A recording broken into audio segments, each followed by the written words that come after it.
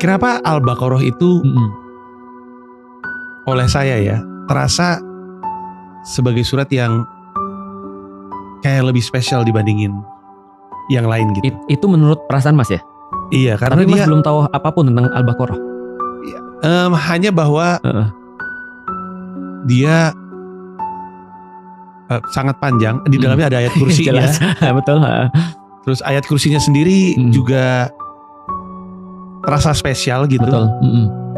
Dan nggak tahu ya. Saya tadi kan cerita ada buku yang isinya tuh soal penjelasan terkait ayat gitu, konteks terhadap setiap ayat itu. Betul. Lebih istilah kontennya ya, lebih engaging gitu. Kenapa ya itu ya? Oke. Dan dikaitkan dengan Al-Baqarah ya. Iya. Di dalam Al-Quran ketika di awal-awal Allah sudah sampaikan bahwa buku ini akan bermanfaat atau tidak bermanfaat bagi 3 orang. Yang pertama adalah jenis orang yang Allah katakan beriman pada Allah. Itu adalah beriman pada Allah, itu yang paling banyak dapat manfaat. Yang kedua, yang tidak ada gunanya bagi orang-orang yang menutup dirinya, kafir. Kafir artinya adalah want to cover. Aku berprasangka kuat kata cover dalam bahasa Inggris itu berasal dari kata kafaro, artinya menutup. Jadi the one who cover himself. Jadi artinya orang-orang yang kafir adalah yang menutupi dirinya daripada kebenaran, sehingga kebenaran itu gak berguna bagi mereka. Karena Allah gambarkan hidayah atau Al-Quran itu seperti cahaya juga. Sehingga kalau orang sudah menutup dirinya, cahaya itu gak akan pernah masuk.